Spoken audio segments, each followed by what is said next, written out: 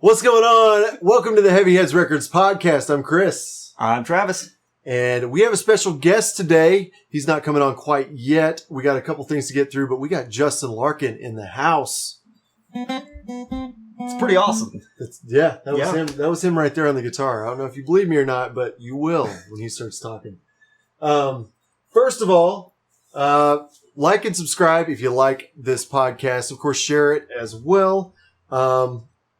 Also, we recently just handed over 50 pairs of socks to the Rare Breed downtown. They service homeless youth, and we decided that we're going to keep that going indefinitely, at least till the end of the year. So if you want to get 10% off any used item in our store, bring us in a pair of socks. New socks. Yeah, they do have to be new. And we learned the hard way on that one. Yeah. Sorry for the smell in the store for that week. It was pretty bad. Okay, so yeah, bring in some socks, and you can donate as little as one pair, or you could donate a whole package. They are going to homeless youth. Pretty awesome. Let's see here. We're always buying records. If you've got anything you want to sell, we buy records, CDs, tapes, 8-tracks, turntables, audio equipment. What else? Pretty much anything. Video games. I would vintage video games. Yeah, I'd buy video games. Yeah. Baseball cards. Maybe instruments. I mean, just bring it in. We'll let you know if we don't buy it when you get there. So, but we probably will. And let's see here. Also, support local artists. We got a great scene here in Springfield, and we're going to be talking to Justin here in just a minute. And we've got so many great artists here. Springfield is doing well musically. Let's keep it going. And also, if you have any questions you want to ask me and Travis, you want us to do an episode on something, or you want us to bring a specific guest on, let us know either down in the comments or get a hold of us through the various links that we'll have in the description. And this podcast isn't about us; it's about everybody, and we want to be talking about the things that our audience wants to hear. So if you have an idea, let us know. With that, I think we can bring him on. He's been waiting over there patiently. Very patiently. Hanging out. And Justin Larkin. What's up, Justin? Hi. How you been, man? You doing good? Plucking. He's got his guitar over there as well. He might just be plucking a little bit. Yeah, throughout it. I've been doing good. I got this thing going on. Playing music. Sweet. Let's see. So we have a few questions. Kind of get Justin warmed up here. We talked a little bit before the episode.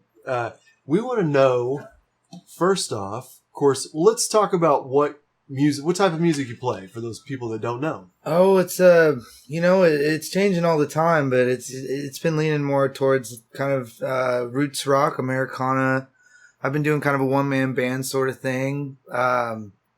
Trying to get some soul in there too.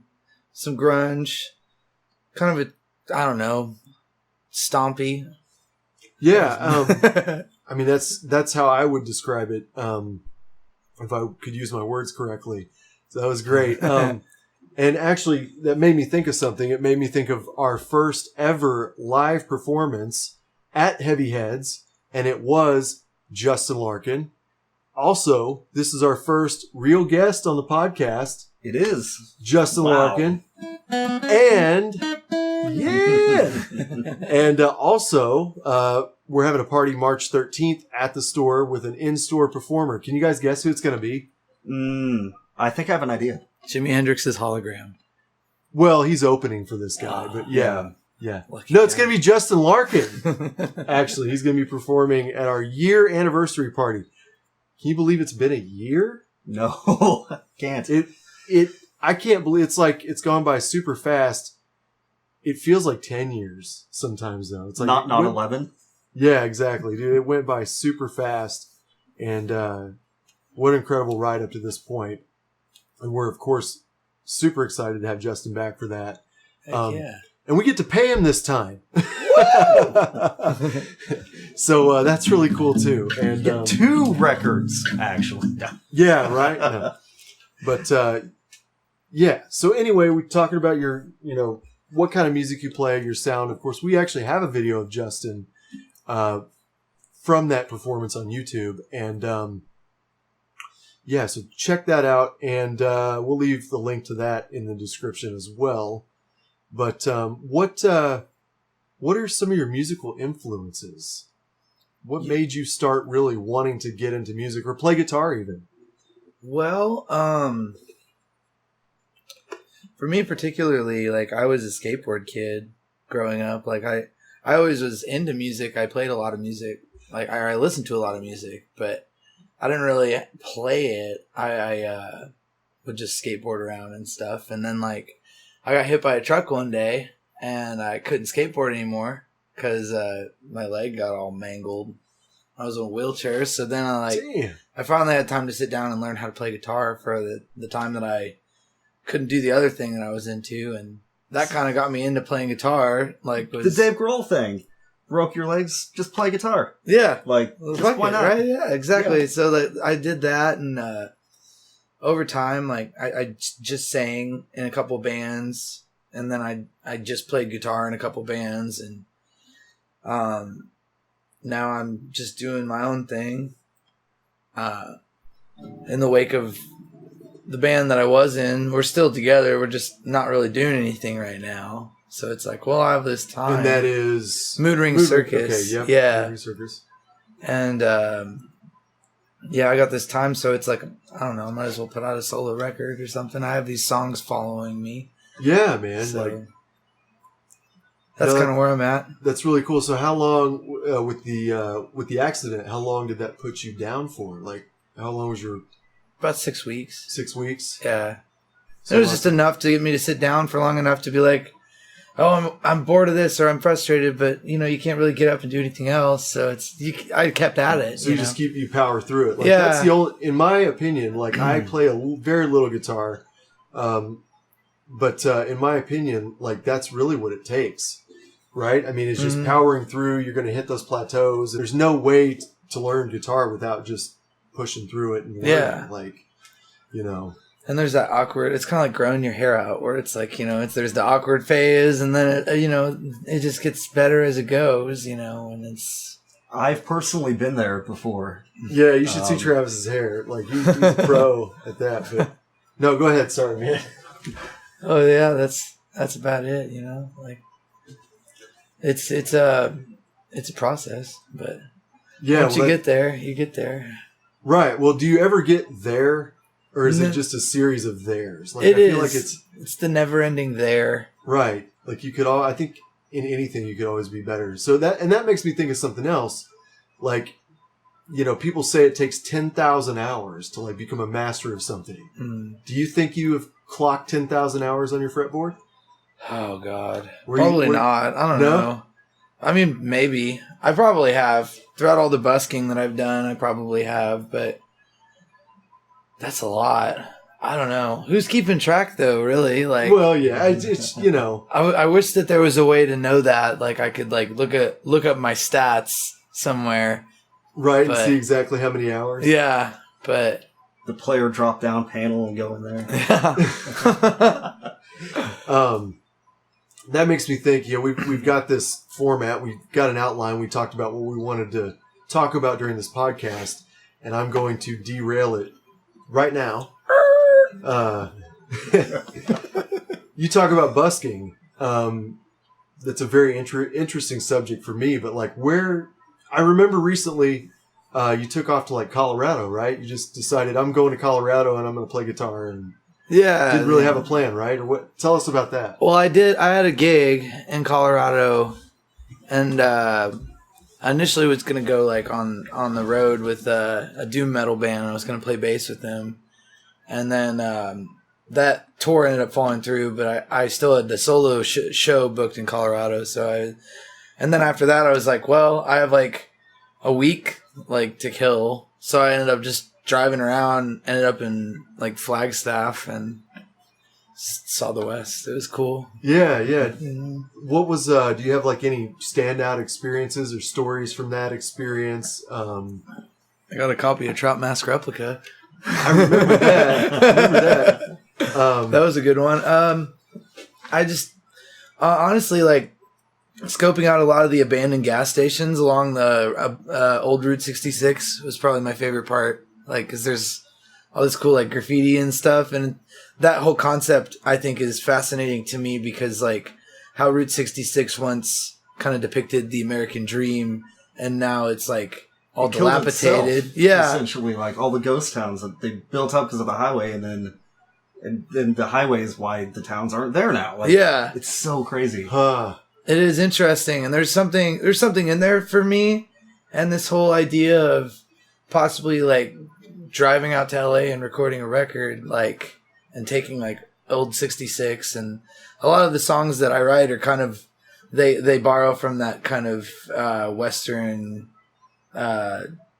desolate isolationism sort of vibe that I kind of get on like those abandoned treks in the desert out on like 66, because I mean that used to be like the way to go to get to where like culture, Absolutely, you know. yeah.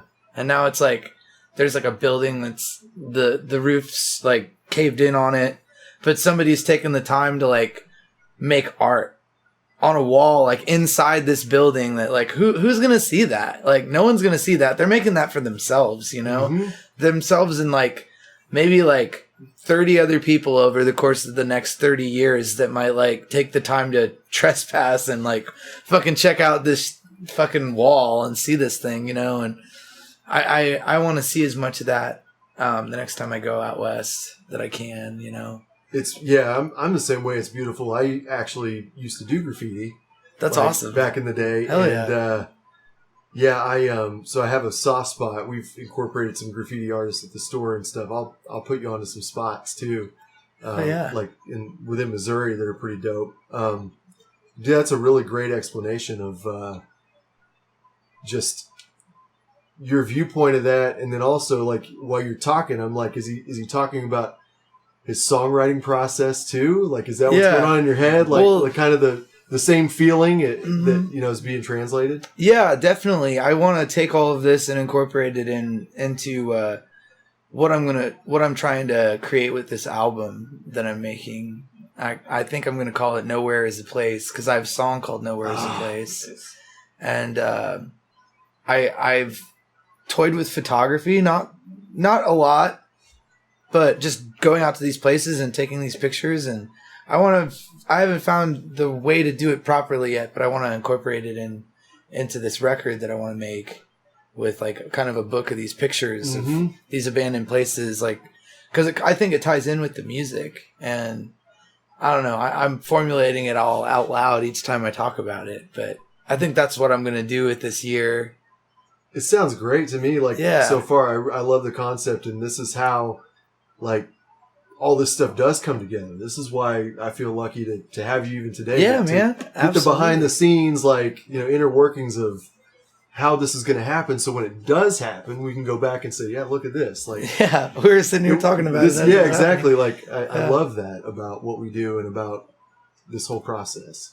So, I was thinking, how exactly did you like really start getting into like bands and doing non-solo stuff? Like, at which point was it like people were like, "Oh, we want you to join our band. Like, you're really good. Like, we've seen you out and about." Like, was Moodring the first, or was there like a series, or what? There was a series of subpar metal bands throughout my high school career of playing music that I was just the front man for, and then I joined a band called Fraught with Peril, and this was when I was still in high school and I was still a singer, but I was in that band for about 3 years. It was kind of my first like real band experience. It was still like, you know, like very, very young. I was still like very early in the process of knowing what my voice was capable of. And I didn't play any guitar. I had no influence of the guitar or the lyrics in that group. But then I started kind of jamming with these guys, and we had a couple shows. We just called ourselves the Justin Larkin Band because we didn't have a name.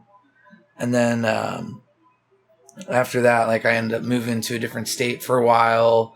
I started busking pretty much full time, living in Illinois. And then I came back to kind of start a band with these guys. Some of which, it was the bass player from Fraught with Peril and the drummer from Fraught with Peril, and then a guitar player from another band. And we kind of started what would become Moodring Circus. And then over the course of time, we got a different drummer, and then that became Moodring Circus. And that was kind of the first, like, real, like, oh, I'm in a band. Like, I need to figure out how to do this. And, you know, there's a lot of things that I would do differently now, like knowing what I did. Like, I learned so much from being in that band, like, just in terms of, like, how to be in a band and how to, like, make decisions as a band and, like, how to make everybody happy whenever, you know, it kind of feels like you've got 4 different hands on a steering wheel trying to drive a straight line, you know, which is what it kind of feels like after a while. We got this opportunity to make a record with a platinum producer that worked with a lot of bands that we grew up listening to, like Incubus and 311 and we got to Fiona Apple. Jim Wirt, and he's a Springfield native too. Fool's Face, we'll get back to that. Yeah, of course. And working with him was such a fucking delight. He's a funny guy, like, and he got the best out of us too. And I'd love to work with him again on whatever the next thing is. But you know, it's crazy. Like, we drove up to Cleveland, Ohio, to work on this record, and we're really proud of it. You can pick up copies of it at the Heavy Head store, I believe, unless you sold them. Yep. I think we might have one left. We sold a bunch of them. So heck yeah. Yeah, but we do have it available if you would like a physical copy, which is the best kind of copy. Yeah, and we're gonna get back together. We're gonna play another show this year. We've already talked about it. It's just a matter of when you know, we announce it. You know, we already know when and where and how. It's just a surprise. Yeah. Right. Hey. Yeah. Obviously, we'll be looking forward to that. Yeah, that'll be fun. So let's see. Something that came to my mind. First gig ever in Springfield. Where was it? Nathan P. Murphy's. Nathan P.'s. Yeah. It's a great place to have a first gig. Yeah, that was Fraught with Peril. We were still based out of Lamar, Missouri at that point. Because I'm from Nevada, and everybody else is from Lamar. So okay, they would drive up to pick me up because I didn't have a car. I didn't have a car or license yet. But, like, yeah, we drove up to Nathan P. Murphy's to play with some other metal bands. It was fun. I saw Death May Die for the first time that night. They're still a band. They're still rocking it. Nice. What year was that? Oh, probably 2009. 2009, right? Yeah. And what about Moodring? First show. Where was that at? You remember? As Moodring, it would have been at the Blue Room. Oh wow. Yeah. That would have been probably 2014. Okay. Yeah. The Blue Room is now a comedy club. Yeah. For those that don't know, and pretty small venue. Like, you could pack quite a few people in there, but I mean, for a band, I always felt like it was kind of constricted, and you know, like, I remember low ceilings, especially from the stage. Like, it just, I don't know. It was a weird place for, like, a concert. I remember they didn't have concerts there for a very long time because of, like, a metal show went wrong or something. Like, and I can imagine, like, a pit in that tiny place, like, oof. Well, yeah, like, I remember between, like, 2005 and around, I think, maybe 9, like, lowrock.com was a big deal. And the Blue Room always had shows going on the weekend. Yeah. And then, I guess that's what killed it or whatever. But I love the Blue Room Comedy Club. Yeah, too, I'm glad also. they're like doing awesome. It sounds like they have their own billboard now. I saw, like, driving the other day. Oh yeah, I'm like, that's awesome. Like, I'm glad they're doing well. Yeah, bringing in, like, Gilbert Gottfried and Brian Posehn and stuff. Like, I've seen some big names come through there. I've known Chris since the 08 or 9. And yeah, that dude has come so far doing this thing. I'm so proud of him for what he's done. And heck yeah. We kind of bite his style sometimes with the record store. You know, I've looked to him for, you know, some of the ways he markets, we market, and stuff like that. So he's got the right mind for it. He's a great, just a great dude. So, well, as far as like, let's go back to like Jim Wirt and that experience. We talked a lot about Jim in the first episode, and I had an experience, very small brush with Jim Wirt when I interned with Lou Whitney, and it was great. Like just sitting in front of these people, just being able to listen to them talk and hear and try to figure out how they think, was insane. And I'm sure spending how long with him? Oh, 10 days. 10 days, like. Every day. And this guy would get up at like 6:45 in the morning to go like take a walk.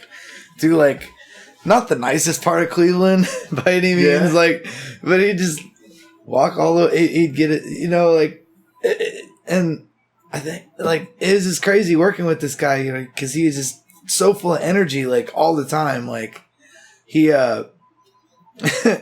he was very patient too, but he knew like how to get what he wanted out of us.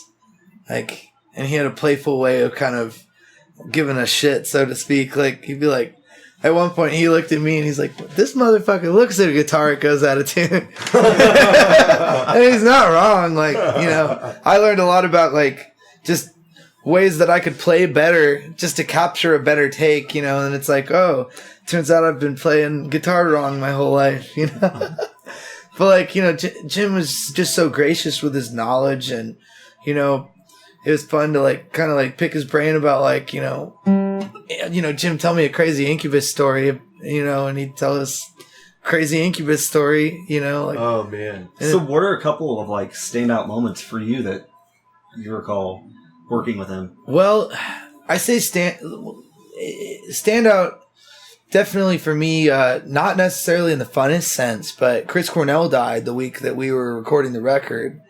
And, it was hard for me that day because we were tracking rhythm. We finished tracking rhythm guitar, which was like definitely the most tedious process for me because like, it's more of a secondary instrument. Like I've become more of a lead player, but because, I do play lead on the record, but all the rhythm stuff behind it was what really took the longest. It was probably 7 days of that. And we finished most of it, enough to do vocals, and I knocked out, 2 of the songs that we played together as one song in the first take on the first try. And that was kind of like, I don't know, I was thinking about Chris the whole time, because it was very fresh. Mm-hmm. It had just happened and I was kind of processing it, and he was a big vocal influence for me. So that was probably the standout moment, was realizing I was capable of doing something like that.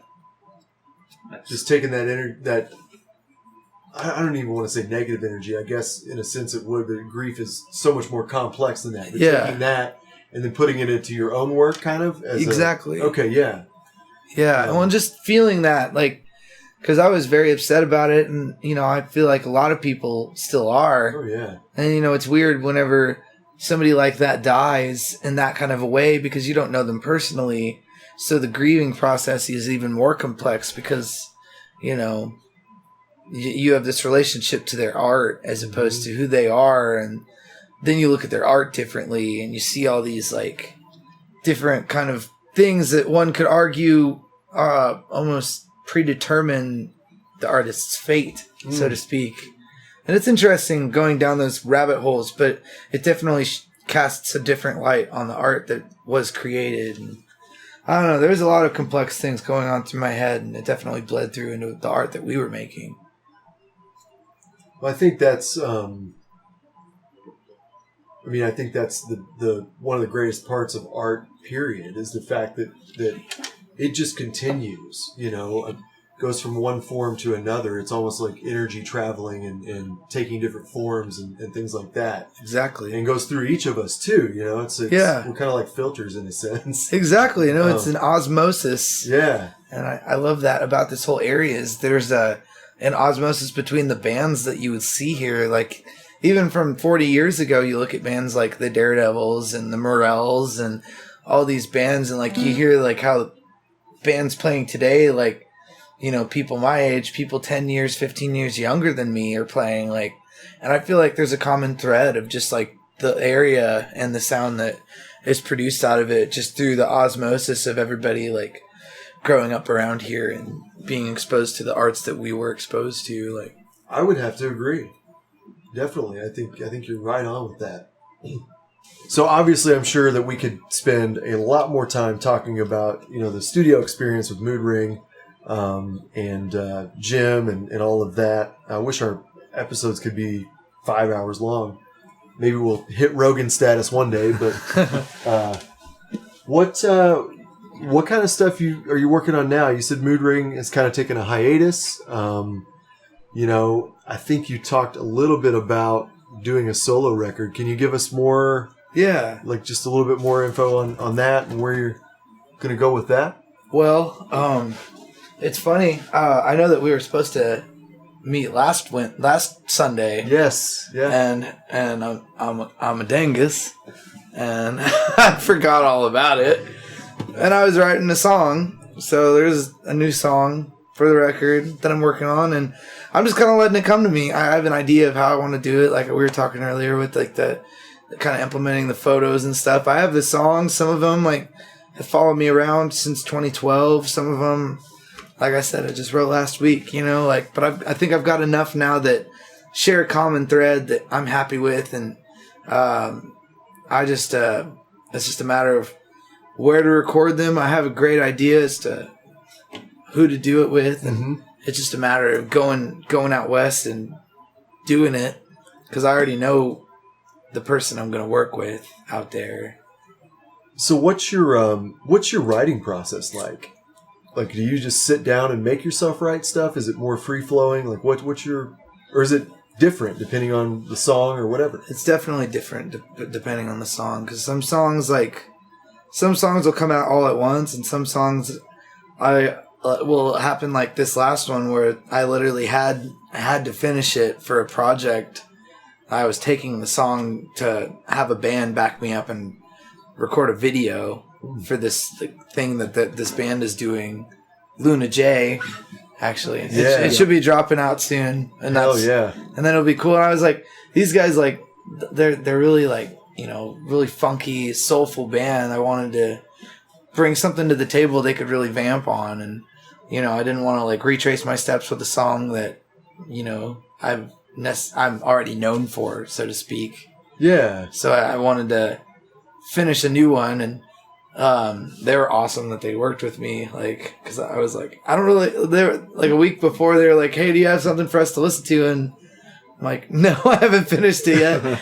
But they're champs, and they kicked ass on it. And there's a song that I'll do. And but yeah, it's just kind of a bookend sort of thing. I have all these songs that I want to just put in one place that I definitely feel comfortable associating just my name with. So I feel like it's time to put out a solo record. Well, like, nice. Moodring goes on the hiatus that we're on, and I figure out what I'm gonna do next musically after that. But I just have this. I feel like I have catching up to do artistically, and that's one thing that I just need to do to get it done with, so to speak, so I can move on to the next thing, whatever it's gonna be.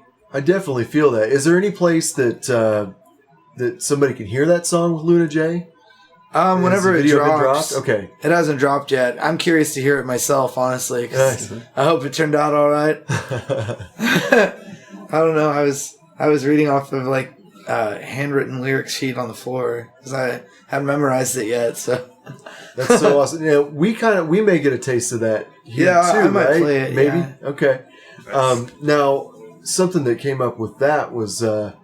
Did you struggle more writing when you were playing so much with Moodring and doing so much? Like, I did, honestly. That was a big thing. Was I was super overworked, and I feel like I was trying to do too much, and it ended up kind of like causing both my solo career and the Moodring dynamic to suffer as a process. And like, it took me doing that to realize, oh, I'm doing too much. I need to like cool out, because I was playing lead guitar in the C Street band which was a super chill endeavor. We practiced like maybe once or twice. This was like a little bit of around a year ago, right? Yeah. 'Cause, dude, I remember that period when you were, at our store, like you were everywhere. I was. Oh, and It's like, I'm sure you remember how stressed out I was too. yeah, you can. I'm sorry again. Walk in to pay for your gas, and Justin's over in the corner playing. You're like, wait, how'd you get here? Like, he's go to a random garage sale. What, Justin? Where you're playing again? Like, no, he was playing way better venues. The point is Panera's. he was literally everywhere at the time. Yeah. And the reason I asked you that is because I can totally relate. There was a time when I was DJing 5 nights a week, and I didn't do anything new because I didn't have any time to listen to new music. Yeah, like that was definitely me. it just totally, like you just kind of go on autopilot. So it's kind of a blessing maybe that you've gotten this time to. I've learned new songs for the first time in years. I've learned like just new cover songs that I like, and I've written new songs. It's been great. This whole winter, I've just honestly, since quitting drinking and really kind of like sinking in and the not like partying anymore. It's like I'll just stay home and learn new songs, and gives you more of an opportunity to so what's that been like for you? And we don't have to get super deep into it, but just so everybody knows, like I've been sober for a couple years. Travis is sober. 16 months. You're sober. Hell yeah. Is it helped you in your career, do you think? Like 100%, yeah. Yeah. Definitely my voice is held up a lot better. It's like pretty rough today, but that's just because of the weekend I just had. But it's still like I did like a 3-hour set without taking a break last night. I definitely wouldn't have been able to do that if I was still like pounding shots and fucking smoking cigarettes, but I quit all that shit. So it's a totally different vibe, and I've been watching. I'm like, I'm proud of this dude, like, because I know how hard it can be out there, like, especially getting sober and then going back out into the environment to where you're used to exactly. not being sober anymore. Working in the same environment. Are you still a big LaCroix fan? You still? Yeah, they actually were. They were handing me LaCroix. I didn't even have to ask. I don't know who told the bartender that I like LaCroix, but they handed me like the key lime LaCroix, and I hadn't had that one yet, and I was fucking stoked about it. It's a pretty good one though. Yeah, I need to get him a sponsorship. This guy drinks so much LaCroix. Well, it's Spindrift, if I'm going to be honest. Have you ever had that stuff? Oh yeah, Spindrift. It's like got real fruit juice in it. It's like instead of just like essence or like the ghost of that the fruit. little hint. Yeah, but they actually put like a little fruit juice in it. It's bougie as fuck, dude. It's stupid, but I'll treat myself because I've like purposely like tried to avoid soda. I'll still drink it sometimes, but try to avoid it. Sparkling water, and I like how as soon as I quit drinking, sparkling like hard seltzer shit comes out. Yep. Because it's like I quit drinking. It's like I'll just drink LaCroix. And that's a trap though, because they're always going to come out with something new and cool, Like, yeah. So one more thing, and we'll jump topics. But to anybody else out there, like any other musicians, what would your best advice be if they want to get out of that lifestyle, or drinking during gigs, or like what was the hardest thing and how did you overcome it? I guess well, just doing it, making the decision, I remember it was almost a year ago. It was the day after St. Patrick's Day last year. Yeah. And it was Sunday morning, and I crashed on a buddy's couch because I was too shit-faced to leave the area.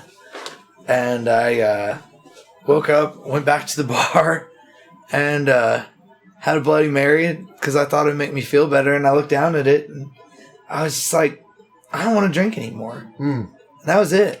And I wish that I had some more like inspiring story, but I just decided that I wanted to stop feeling that way.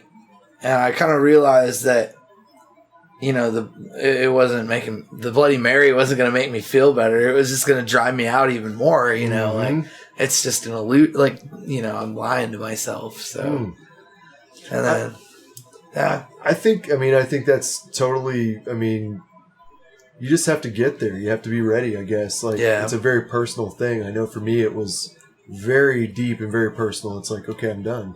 Yeah. Kind of the same thing. So, I wanted to stop before I got like too bad off, you know, because I could kind of recognize like just the inevitability of like continuing along the path I was on for sure. Yeah, exactly. Yeah. Same here. So what are some influences, like musicians that influenced you? Because you mentioned the like harder core bands that you were in prior, and Moodring definitely didn't have quite that vibe to it. Like, who are some artists that you just really latched onto? From a young age, or from just in general? I'd say anywhere. Yeah, probably the Stones. The Stones, I would say, would probably be the biggest one. The Beatles, Beach Boys, all that old stuff. I raided my parents' tape collection when I was a kid. And then from there, like, I got into, like, what was popular at the time, which was, like, I don't know, like, early 2000s. Stuff like, just like, you know, whatever was on the radio. And then I got into more, like, rock stuff. And then, like, as I got older, I kind of, like, branched out and started, like, finding old CDs in pawn shops and stuff, and just kind of like, oh, that sounds familiar, or oh, that sounds interesting, and I kind of just take chances on different stuff, because this one pawn shop would have like used CDs for like $1, and this is like 2004 or something, like where that's like kind of unheard of, and like, you know, I got like Metallica and all sorts of stuff that way, like from a young age, and I don't know.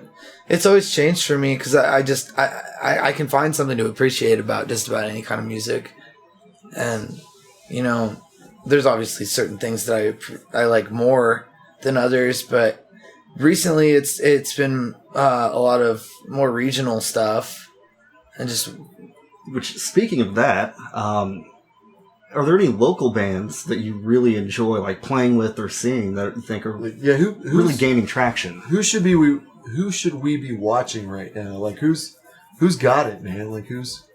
Well, I'm a little biased, but the Kursk is definitely on that list. They're kicking ass right now. There's a band from Colombia called The Mini Colored Death. Yes, and they're kicking ass right now. They're a great like proggy 3-piece. Power trio. Same with the Kursk. They're a little more grungy. Man, there's so many good bands and just people to see. Like, go see Joe Dillstrom play. Literally anywhere. Just go watch Joe Dillstrom play. Yeah, he's got the Justin Larkin blueprint from last year. He's everywhere right now too. Like he is. He's definitely making waves. And go see him play. Buy a CD. Listen to it on a road trip. Definitely do that. The Random Strangers are kicking ass, except like they're not really playing any shows right now, but their music kicks ass. Hell yeah! And you should look it up on the internet. They have an album called Old Habits. Oh, who else? All kinds of people. Depends on what you're into, you know. And you mentioned earlier the Daredevils. We got to talk about them. Yeah. You're opening for the Daredevils. Yeah, I'm playing the Earth Day Festival in the backyard of Mother's on April 25th. And the Daredevils, the Ozark Mountain Daredevils, will be headlining. And I'm personally super excited because I've never actually seen the Daredevils before.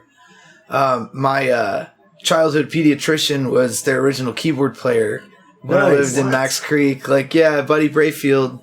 He was my childhood pediatrician, and the last C Street show, or the last C Street Band show that we played was after Randall Chowning played at Lindbergh's, but I didn't know it was him at the time, so I didn't get to see the show, and because I really want to see Randall Chowning play too. He's not with the Daredevils anymore, but I've been really into those old records that they put out like throughout the 70s, and just like I was already on that like kind of kick, and then whenever the lineup dropped for that festival, I was like, holy shit, I get to play a show with the Daredevils, like John Dillon and all those guys. I haven't met them yet. Like I know Molly Healy, she's the one putting the festival together, but I haven't actually met any of the original dudes yet. Besides Buddy Brayfield, but that was whenever I was a kid. Like, right. No, that is so cool to see it all coming together. And like, what other artists? You got Molly Healy, the Daredevils, you, Brandon. I'm trying to think. I'd have to let me look. I think Brandon Moore's on it, but I don't want to say he is and then him not be on it. Yeah, that might be a hard question because we might forget somebody or say the wrong person. Me? But it's got a stacked lineup. I can tell you that. Yeah. I'm about 90% sure Brandon Moore's on it, since I already said his name. But if he's not on it, he's another guy that you should go see. Like all the places that he's playing. I think he played Ty and Timber last weekend, so that doesn't do anybody any good. It was a great show. But, yeah. And then, like, nationally, who's on your radar right now? Like, newer music. Newer music right now. Or just anything you've stumbled across lately. Oh, what is it? Or how about this? How about what's the most, like, unlike Justin Larkin type music that we could catch you listening to at some point? What's something you listen to that nobody else would think you would listen to?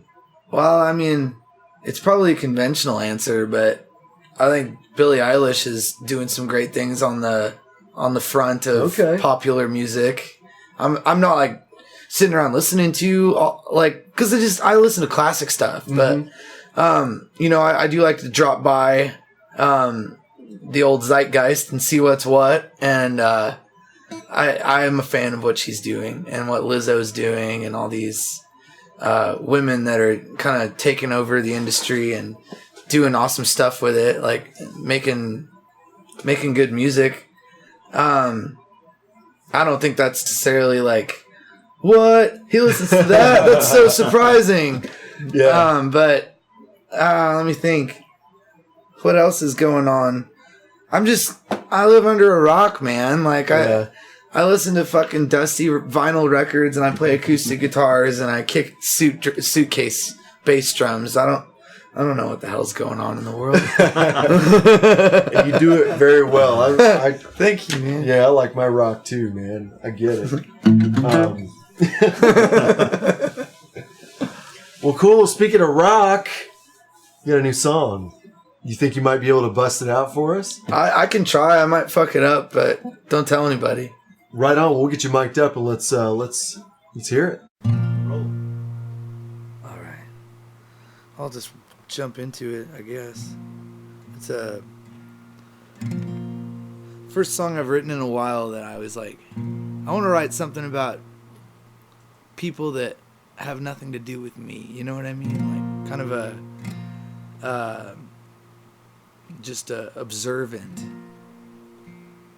of other people's situations. I don't know if any of this is making sense. We'll see what happens. Don't it hit you where your heart is? Don't it punch you in the guts when you ever want? You don't know how to trust. Does it leave you like lazy? Do you waste away the day? 'Cause you give her all your loving and she's giving hers away. This time you're investing. Do you think you spend it right just sitting and stressing about who she'll see tonight? And if it's worth the worry of leaving on the line,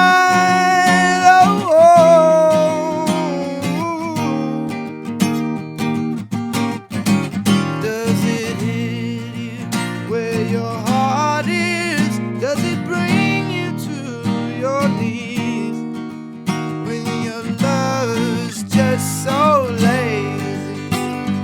All he does is sleep. He ain't bringing home no money, and there ain't no bread to eat.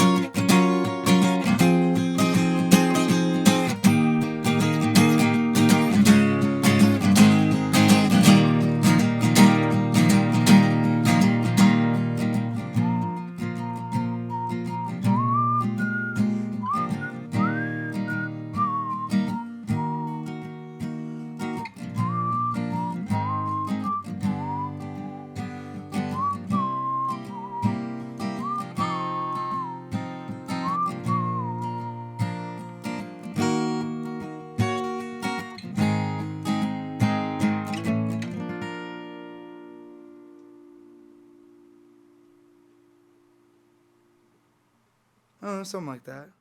Once again, that was Justin Larkin. If you like the podcast, please share it with somebody. Also, like and subscribe if you're on YouTube. If you're in Springfield, Missouri, you live in Springfield, or you're visiting, stop by our record store. It's at 215 West Olive in downtown Springfield. We'll catch you next time on the Heavy Heads Records podcast.